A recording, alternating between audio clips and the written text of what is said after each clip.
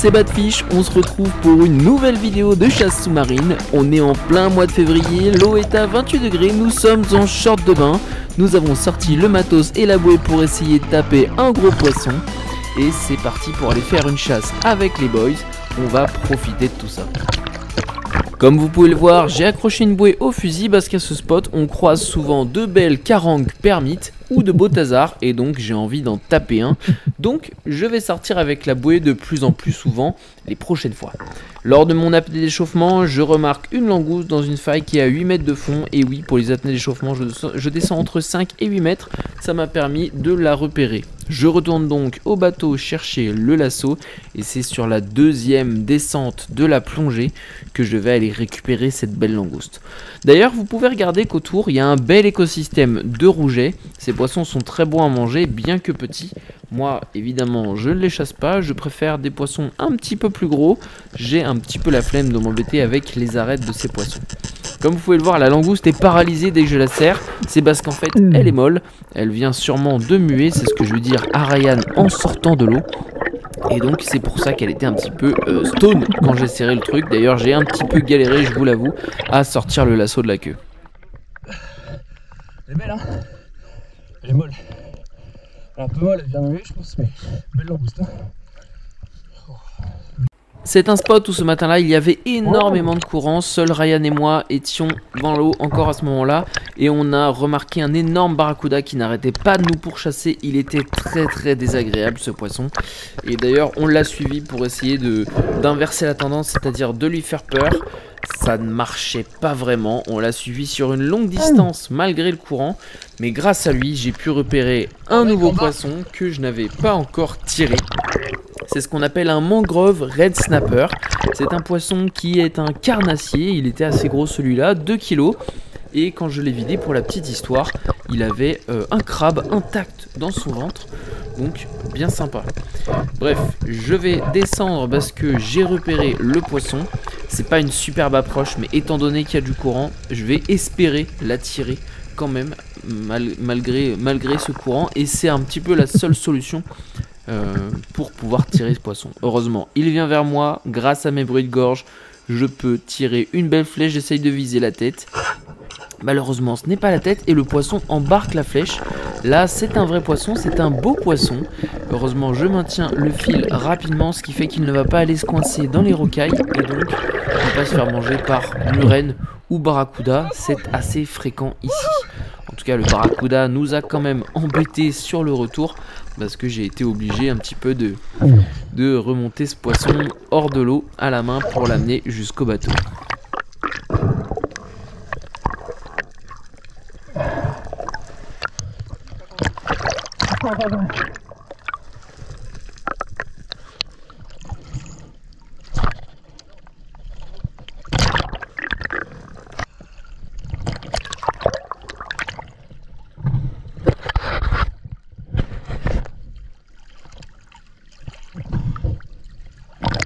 C'est bon ça mon gars. Let's go.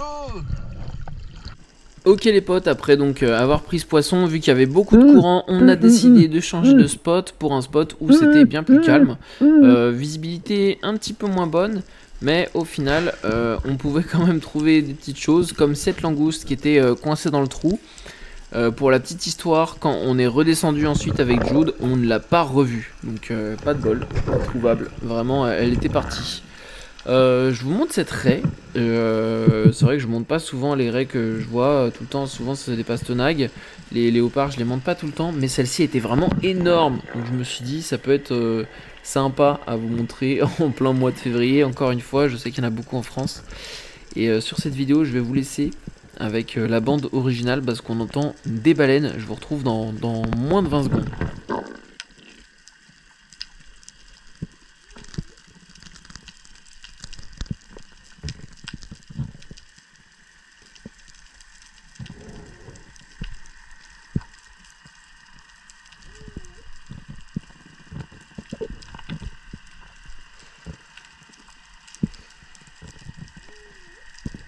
Voilà, toujours très impressionnant d'écouter des baleines. Honnêtement, quand vous entendez le son des baleines, ça vous remonte dans tout le corps. C'est incroyable la sensation que ça fait. Dommage qu'on les croise pas dans l'eau, ça pourrait faire des images folles et des souvenirs incroyables.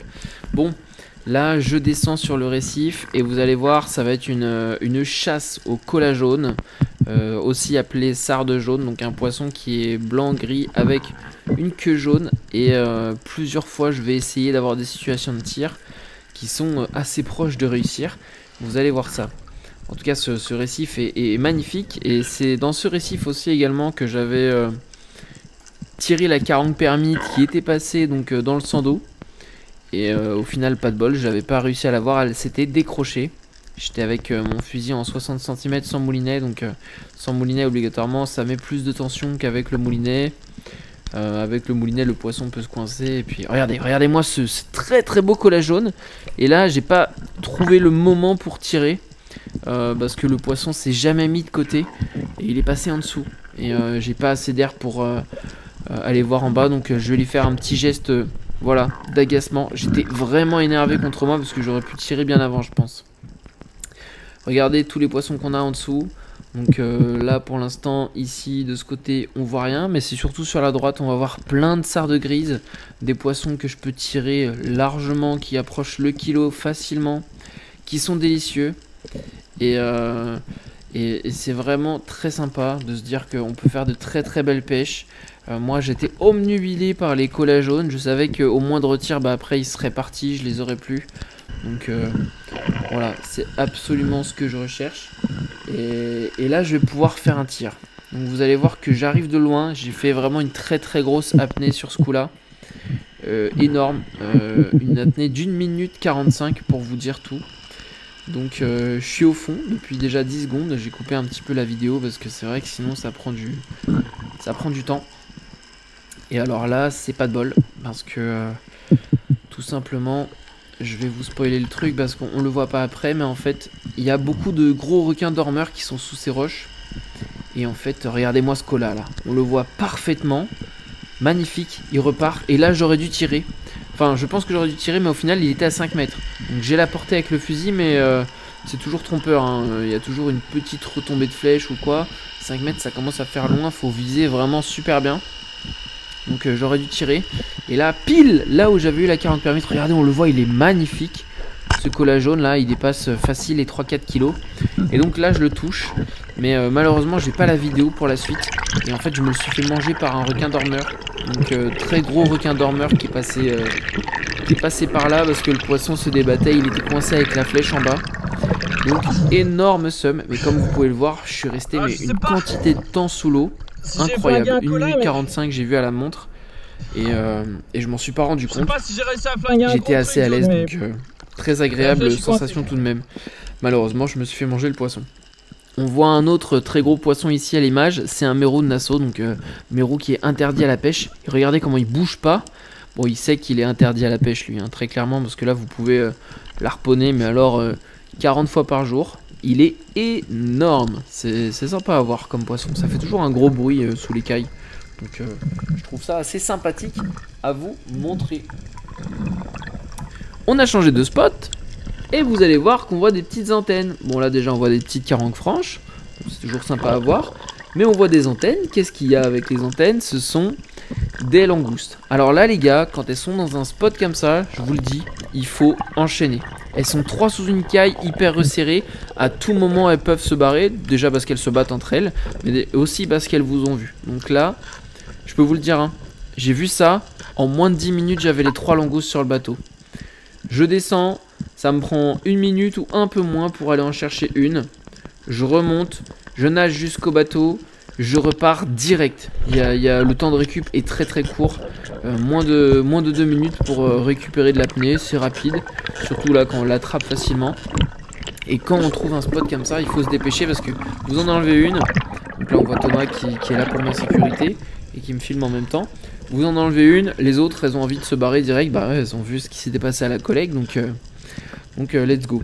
Donc voilà, j'ai posé la langouste au bateau, je reviens et vous voyez déjà elles se sont mises en position moins confortable et position bien plus de défense quoi. Donc je suis obligé de passer bien plus loin derrière au niveau de la faille. La langouste recule en plus, donc c'est moins évident. Et je vois pas bien, je suis un peu à l'aveugle et je finis par réussir à passer le lasso. Malheureusement j'arrache 2 pattes sans faire exprès, 3 pattes même, il y en a une qui est restée au fond. Évidemment les pattes on les récupère toujours après parce que tout simplement en fait ça pose problème hein. Enfin, c'est ce qu'on m'a dit. Je suis pas sûr de ça scientifiquement, j'ai jamais lu d'études sur ça, on n'en a pas vu. Mais apparemment quand on enlève des morceaux de pâte ou quoi, ça fait fuir les autres langoustes qu'il y a aux alentours. Bon, j'ai déjà perdu des morceaux de pâte, cassé des antennes sans les ramasser. Objectivement, j'ai toujours retrouvé des langoustes dans les trous où il y en avait avant. Donc, mais bon, on ne sait jamais, donc je les récupère. Et puis de toute façon, les pâtes de langoustes ne sont jamais mangées. C'est tellement solide qu'il n'y a rien qui les mange en fait. Et ensuite, bah voilà, on prend à peine 2 petites minutes de récup entre le fait de poser la langouste au bateau et de revenir, et c'est reparti, on va enchaîner. Donc là on voit un petit peu moins bien parce qu'elle s'est vraiment faufilée au fond celle-ci. Comme vous voyez je vous ai dit hein, c'est rapide hein. Au tout début elles étaient les 3 tout devant, limite en balade. Et là elles sont bien au fond. Donc encore un lasso qui se passe super bien. Ce sont 3 apnées enchaînées assez rapidement. Ça fait vraiment plaisir. Vraiment plaisir de pouvoir faire ce genre d'action. Et là c'est là qu'on voit que l'apnée c'est utile. Dites-vous à ce moment là le soleil est bas, il est 16 h hein. On a plongé et pêché à la ligne toute la journée en plein cagnard. Et moi après bah, je tape ça dans 14 mètres tranquillou. Donc ça fait plaisir de pouvoir afficher ce petit niveau quand même. Là on voit Jude en plein mois de février les gars. En plein mois de février dites-vous bien. Qui est torse nu dans l'eau tranquillou. En short de bain. Qui part chercher avec ma fouine. Il part chercher un poisson lion parce qu'on avait vu un poisson lion à côté des langoustes. Et donc les poissons lions, je vous rappelle, c'est invasif. Donc bah on les enlève en fait quand on les voit le plus souvent. Donc là il va le chercher comme ça, voilà. Nous on les mange pas tout le temps, on les laisse souvent à Thomas et Ryan.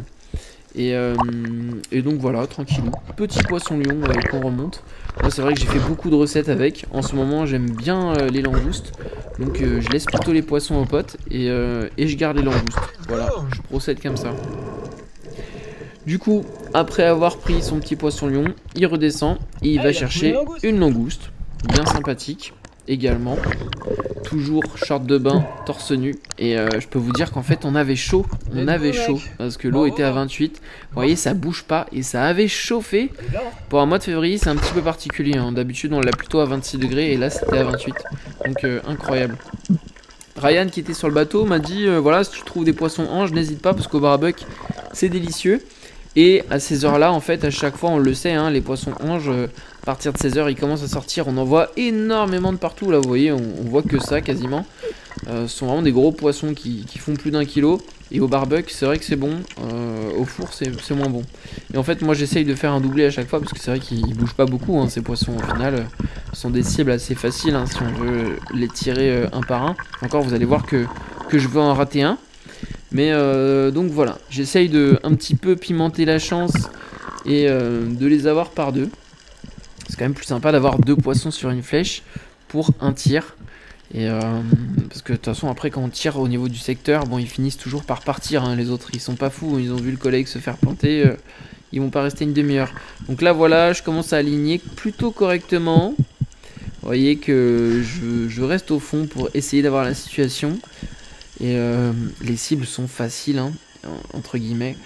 Et donc voilà, petit ralenti, vous voyez la flèche elle passe tout proche du deuxième. Lui en plus je me dis putain le seum, vraiment le seum de il se barre, se coincer. Au final je tire un peu sur le fil et ouf, ça se décoince, coup de bol. Et donc je remonte le poisson quand même, mais dommage. Je descends direct après, c'est la dernière descente. Et je descends avec le fusil 60 cm d'anti, cette fois-ci j'ai pas de moulinet. Donc il faut que j'aille vraiment au corps à corps du poisson, vraiment très proche. Et ça tombe bien, ils avaient l'air de rester assez proches. Et donc vous allez voir celui-ci là qui passe devant moi, un bon petit kilo, je regarde s'il n'y en a pas d'autres à côté. Et regardez, il tourne au même moment. Et on voit bien au ralenti, je loupe le poisson. Donc vraiment pas de bol. En tout cas les gars, si la vidéo vous a plu, n'hésitez pas à me laisser un petit commentaire. Ça fait toujours plaisir de vous lire et de vous répondre. Moi je vous dis à très bientôt, c'était Badfish. Tous les potes.